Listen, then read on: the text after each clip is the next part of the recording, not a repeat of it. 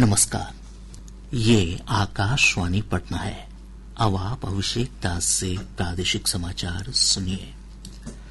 बिहार विधानसभा चुनाव के दूसरे चरण के लिए आज अधिसूचना जारी कर दी गई है।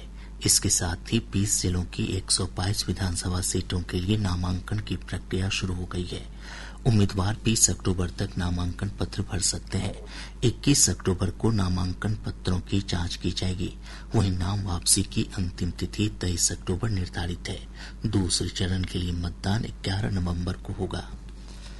भाजपा आज विधानसभा चुनाव के पहले चरण के लिए अपने प्रत्याशियों के नामों की घोषणा करेगा। प्रदेश अध्यक्ष दिलीप जायसवाल ने कहा कि उम्मीदवारों की सूची को अंतिम स्वीकृति दे दी गई है और नामों की घोषणा आज शाम कर दी जाएगी। उन्होंने कहा कि गठबंधन सहयोगियों के साथ सीटों के बंटवारे पर फैसला सौहार्दपूर्ण माहौल में लिया गया। जदयू सहित एनडीए के अन्य सहयोगी दल भी आज उम्मीदवारों के नामों की घोषणा कर सकते हैं। इस बीच महागठबंधन के घटक दलों के बीच सीट बंटवारे को लेकर बैठकें अब भी चल रही हैं। प्रदेश कांग्रेस अध्यक्ष राजेश राम ने कहा कि सीट बंटवारे पर फैसले को अंतिम रूप दे दिया गया है और औपचारिक घोषणा जल्द की जाएगी। राजद नेता और राज्यसभा सांसद संजय यादव ने भी कहा कि टिकट बंटवारे को लेकर गतिरोध हल कर लिया गया है। इधर जनसुराज पार्टी भी आज उम्मीदवारों के नामों की दूसरी सूची जारी कर सकती है।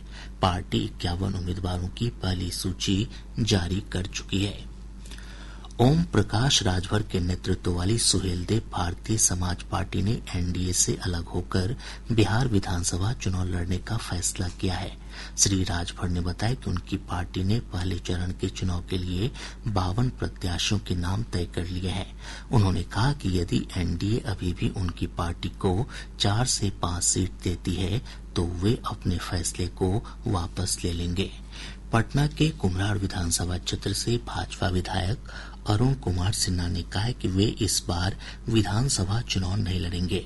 सोशल मीडिया पोस्ट में श्री सिन्हा ने कहा कि वे संगठन के लिए काम करते रहेंगे। जदयू के वरिष्ठ नेता और पूर्व मंत्री जय सिंह ने पार्टी की प्राथमिक सदस्यता से इस्तीफा दे दिया है। उन्होंने पार्टी में जमीनी कार्यकर्ताओं और नेताओं की उपेक्षा का आरोप लगाया। प्रादेशिक समाचार आप आकाशवाणी पटना से सुन रहे हैं। मतदाता जागरूकता अभियान के तहत पूर्वी चंपारण जिले के घोड़ासहन प्रखंड के वसंतपुर गांव में संध्या चौपाल का आयोजन किया गया। कार्यक्रम में 500 से अधिक जीविका दीदियां शामिल हुईं। लखीसराय जिले में आंगनबाड़ी सेविकाओं ने मतदाता जागरूकता अभियान के तहत लोगों को उनके मताधिकार के प्रति जागरूक किया।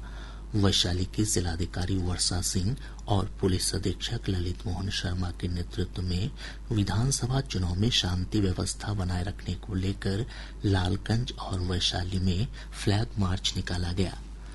दिल्ली की राउज एवेन्यू अदालत ने आईआरसीटीसी होटल भ्रष्टाचार मामले में राजद अध्यक्ष और तत्कालीन रेल मंत्री लालू प्रसाद, पूर्व मुख्यमंत्री राबड़ी देवी, राजद नेता तेजस्वी प्रसाद यादव समेत अन्य लोगों के खिलाफ आरोप तय कर दिए हैं। भ्रष्टाचार निरोधी अदालत के विशेष न्यायाधीश विशाल कोगने ने यह आदेश पारित किया।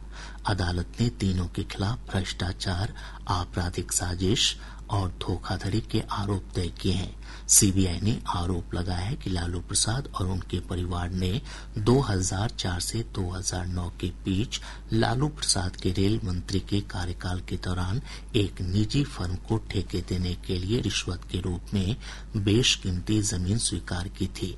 इस बीच लालू प्रसाद ने जांच पर सवाल उठाए हैं और कहा है कि उनके खिलाफ कोई सबूत नहीं है।